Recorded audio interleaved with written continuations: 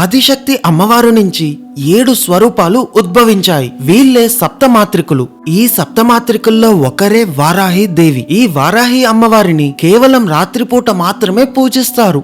ఈ అమ్మవారి ఆలయాలు కూడా పగటిపూట మూసివేయబడి ఉంటాయి. అయితే ఈ వారాహి దేవి ఎలా జన్మించారు, ఎందుకని రాత్రిపూట మాత్రమే పూజిస్తారు, ఈ అమ్మవారి భర్త ఎవరు, ఈ అమ్మవారిని ఎవరు పూజించొచ్చు, ఇలాంటి విషయాలతో పాటు వారాహిదేవి పూర్తి కథని ఈ వీడియోలో నేను చెప్తాను.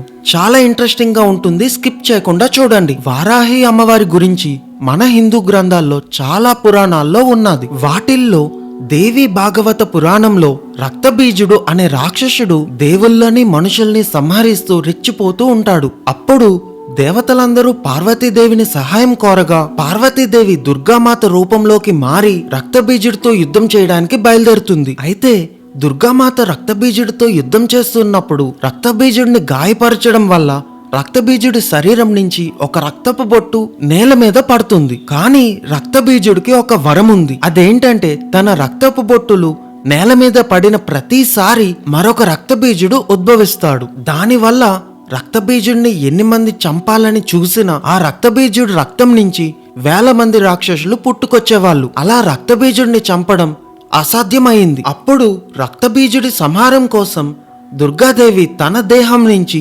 సప్తమాతృకులను పుట్టిస్తుంది. సప్తమాతృకులు అంటే 7 అమ్మవారులు. ఈ 7 అమ్మవారులు కూడా దుర్గాదేవి యొక్క స్వరూపాలే. కానీ ఈ సప్తమాతృకలకు తాంత్రిక శక్తులు ఉంటాయి. ఈ సప్తమాతృకులు ఎవరంటే బ్రహ్మాని, వైష్ణవి, మహేశ్వరి, ఇంద్రాణి, కౌమారి, వారాహి, ఇంకా చాముండి. అప్పుడు ఈ 7 అవతారాలు కూడా రక్తబీజుడిని సంహరించడంలో సహాయపడ్డారు. అయితే ఈ వారాహిదేవి రక్తబీజుడిని సంహరించేందుకు చాలా ఉగ్రమైన రూపం ధరించి శత్రువుల శవాల మీద కూర్చొని తన పదునైన దంతాలతో అన్ని రాక్షసుల్ని సంహరిస్తూ ఉన్నది. ఆ తర్వాత రక్తబీజుడు దుర్గాదేవితో ద్వంద్వ యుద్ధానికి పిలవడంతో ఈ 7 స్వరూపాలు కూడా దుర్గమ్మలో తిరిగి కలిసిపోయి రక్తబీజుడిని సంహరించినట్టు దేవి భాగవతంలో ఉన్నది. ఇలా జరిగిన తర్వాత భాగవత పురాణంలో హిరణ్యాక్షుడు అనే రాక్షసుడు భూదేవిని చాలా చిత్రహింసలు పెడతాడు. కానీ భూదేవిని చిత్రహింసలు పెట్టడానికి ముందే హిరణ్యాక్షుడు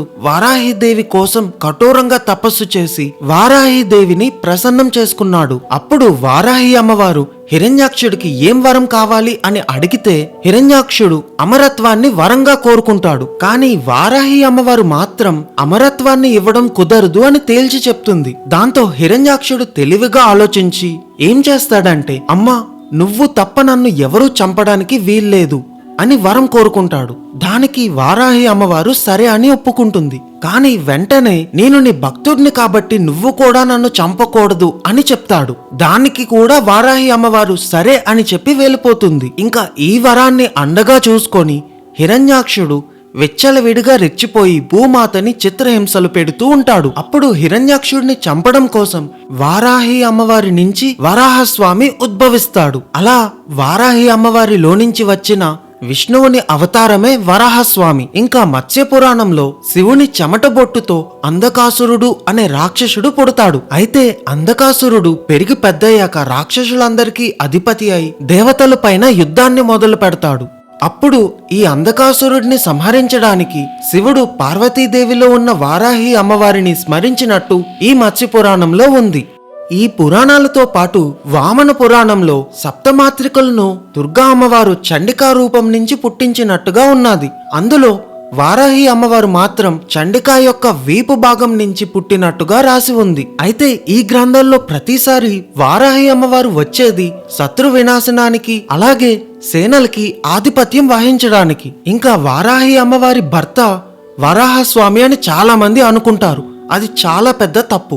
ఆదిశక్తి స్వరూపమే పార్వతీదేవి. ఎలా అయితే పార్వతీదేవి నుంచి ఈ సప్తమాత్రికులు వచ్చారో అలాగే శివుడి స్వరూపమైన భైరవుడి నుంచి అష్టభైరవులు ఉద్భవించారు. ఈ అష్టభైరవులు కూడా అష్టదిక్కులని కాపాడుతూ పాలిస్తూ ఉంటారు. ఈ అష్టభైరవుల్లో ఒకరైన ఉన్మట్ట భైరవానే వారాహి అమ్మవారి భర్త. కాబట్టి వారాహి అమ్మవారి భర్త వరాహస్వామి కాదు, ఉన్మట్ట భైరవుడు. లలితా సహస్రనామంలో ఈ స్తోత్రాన్ని చూడండి. కిరిచక్ర రథారూఢ దండనాద పురస్కృత.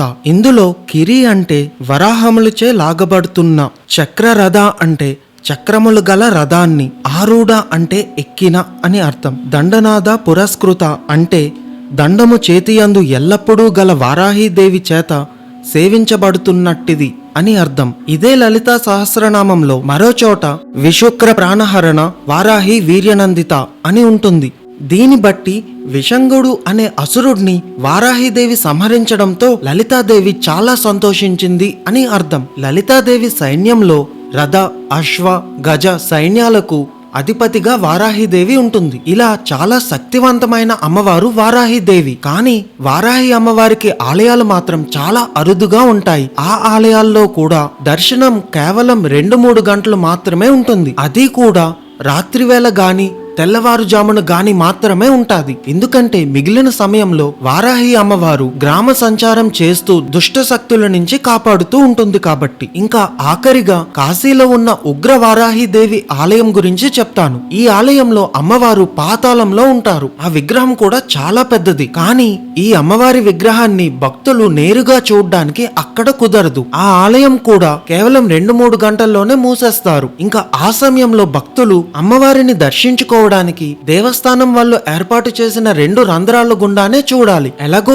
ఈ ఆలయం గురించి చెప్పాను కాబట్టి ఈ ఆలయంలో జరిగిన ఒక సంఘటన గురించి నేను మీకు చెప్తాను. ఎప్పుడు భక్తులెవరూ ఆ అమ్మవారి విగ్రహం దగ్గరికి నేరుగా వెళ్లరు. కానీ ఒక నూతన దంపతుల జంట అమ్మవారి విగ్రహాన్ని నేరుగా దర్శించుకోవాలి అని అర్చకుడితో గొడవ పడతారు. అప్పటికీ ఆ అర్చకుడు చెప్తూనే ఉంటాడు, ఈ అమ్మవారు ఇక్కడ చాలా ఉగ్ర స్వరూపంలో ఉంటారు, ఆ శక్తిని మేమే తట్టుకోలేము, కాబట్టి మీరు వెళ్ళకూడదు అని అంటారు. కానీ ఈ జంట వినకుండా గొడవపడి మరీ పాతాళంలో ఉన్న అమ్మవారి విగ్రహం దగ్గరికి వెళ్లారు. కానీ అక్కడికి వెళ్లిన కొద్ది క్షణాల్లోనే ఆ జంట అక్కడే మరణించారు. దీన్ని చాలా మంది పుకారు అని అంటారు. కానీ నేను అయితే చాలా దగ్గరలో ఇది చదివాను. అందుకే నేను మీకు చెప్పాను. మీరెప్పుడైనా వారాహి అమ్మవారిని దర్శించుకున్నారా అని కామెంట్ చేయండి. ఒక్క లైక్ చేయండి, నేను చాలా సంతోషపడతాను. మన హిందూ గ్రంథాల్లో ఉండే విషయాల్ని చిన్న చిన్న కథల రూపంలో ఈ ఛానల్లో నేను చెప్తున్నా. ఒకసారి ఛానల్ ని చూసి నచ్చితే సబ్స్క్రైబ్ చేసుకోండి. ఎందుకంటే మన గ్రంథాలని మనం తెలుసుకోకపోతే ఇంకెవరు తెలుసుకుంటారు చెప్పండి. అందరికీ నమస్కారం. జై హింద్.